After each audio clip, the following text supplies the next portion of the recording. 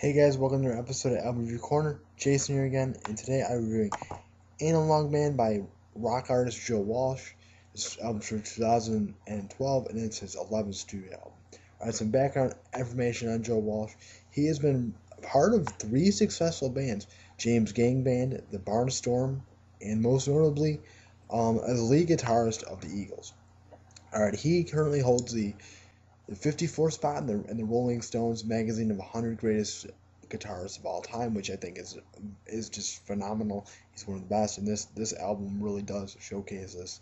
And just an interesting fact about this album is that, or overall about Joe, is he ran for president of the United States in 1980, using his music career as a mock campaign, saying that "Life's Been Good" as a national anthem. He would change that too, and basically he wanted to change things up. He wanted to run on the platform of free gas for everyone and different stuff like that. Although he didn't take office, he didn't win the election.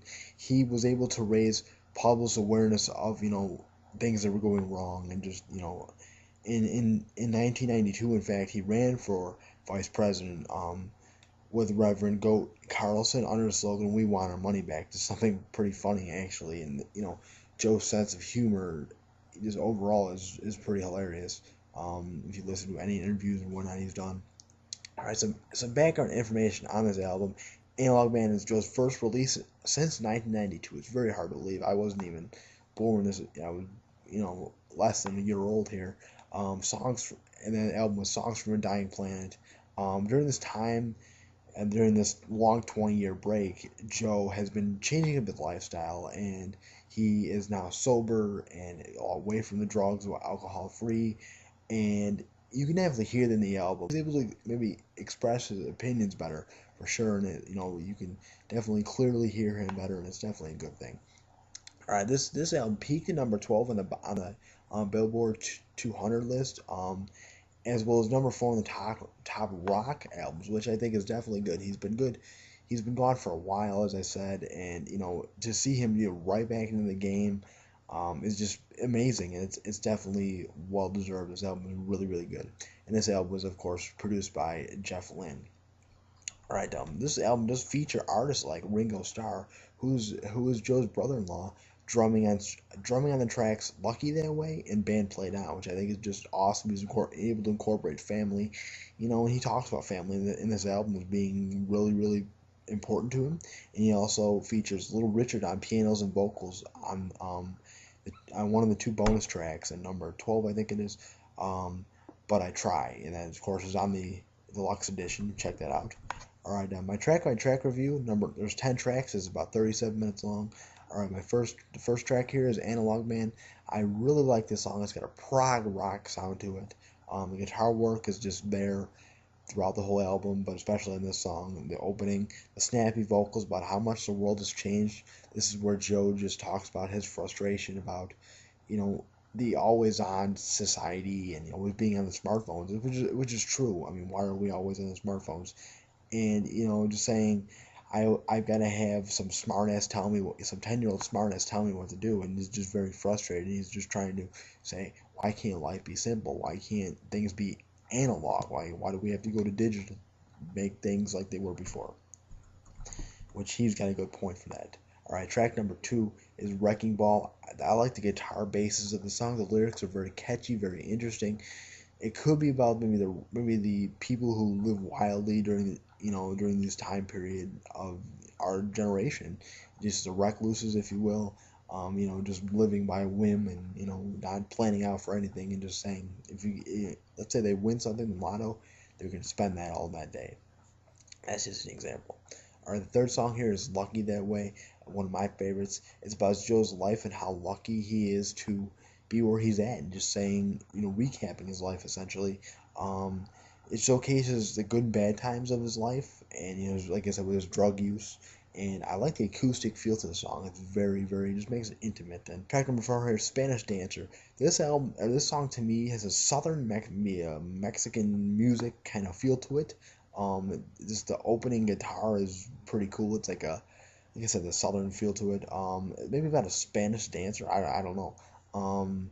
about how hypnotizing and sexual they can be, and just about women in general.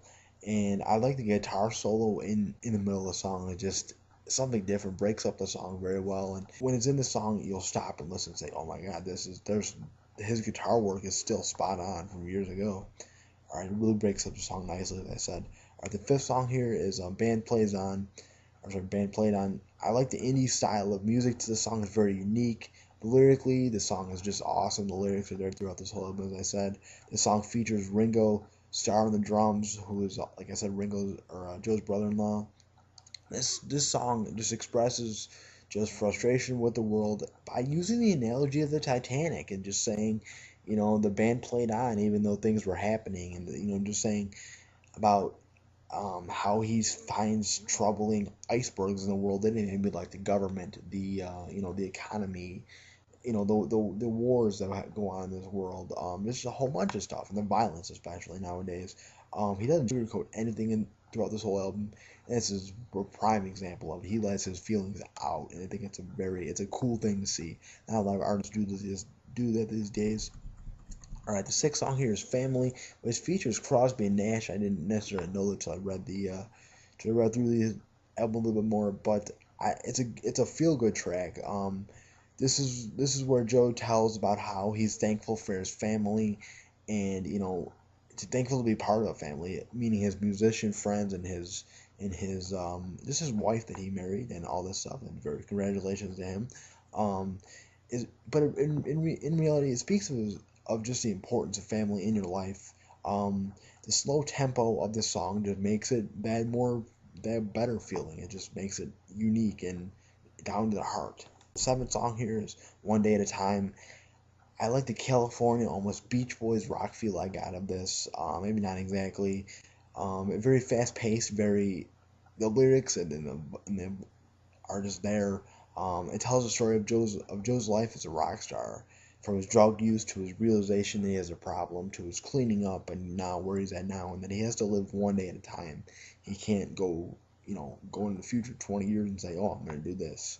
Um, I love the Paul McCartney-esque scream there. I mean, this reminds me of Paul for some reason. I don't know. All right, the eighth song here is "High Roller Baby," and I love the fast-paced song. This song's radio friendly to me. This should be played on the radio. I would say it could be about the struggle for Joe to find a mate, with his drug use up to recent times. Like I said, he was married, um, and I don't know. I'm just saying, just give me one more chance. I like the honesty behind this song, and really the whole album is really good. And the ninth song here is "Funk 50." It's kind of instrumental at first. The lead guitar is just there, like I said, throughout the whole album. It's some unpolished vocals, just the background vocals, and there's some weird overlay to this song.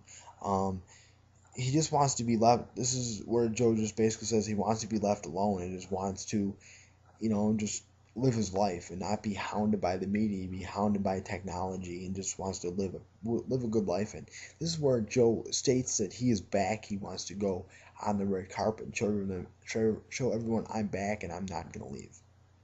Really good song. The 10th and final song that I have on my album was "India." It's an interesting dubstep based instrumental, and I know for the people who watch my reviews, I don't really like the dubstep. But in this case, it's kind of maybe rock inspired. It's got a little Rush feeling to it. It also does feature the awesome guitar playing of Joe throughout this whole album, as I said. It's just a rocking and an interesting way to finish the album for sure. I've definitely check that one out. My overall thoughts on this album, overall I really liked it. It's just a solid release. Joe's been out of the game for so long, he's just able to just come back in and just pick up right where it was essentially. The instrumental work is awesome. The vocals, although they're kind of weak at some points, are there throughout the whole album. It's just a rock feel to the album. He really lets his inner rocker go. You can hear a lot of Eagles sound to this album, which I think is really good.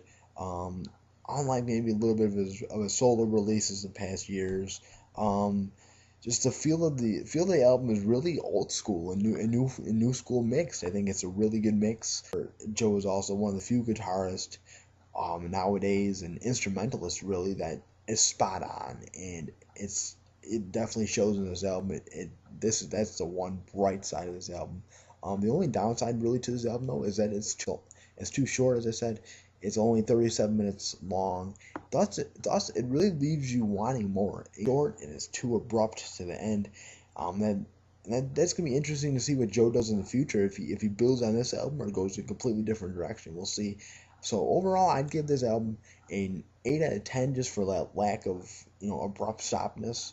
But I would definitely recommend this for anyone who's a rock fan, who's an Eagles fan, a Joe Walsh solo artist fan, just anybody really.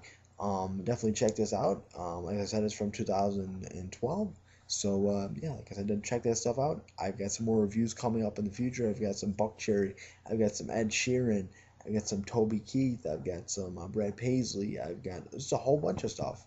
So you guys, if you like my videos, please subscribe. And like I said, I put out new videos every week. So thank you all for the support. I know I'm over 100 subscribers now. So thank you all. And thank you all for watching this episode of Album Review Corner. If you have any suggestions, please either message me below on the comment section, message me as a message on Facebook, or even tweet me at JasonQuinn1992. Check my Twitter out, and be sure to follow me if you're interested. And again, thank you guys for watching this episode of Album Review Corner. Have a nice day.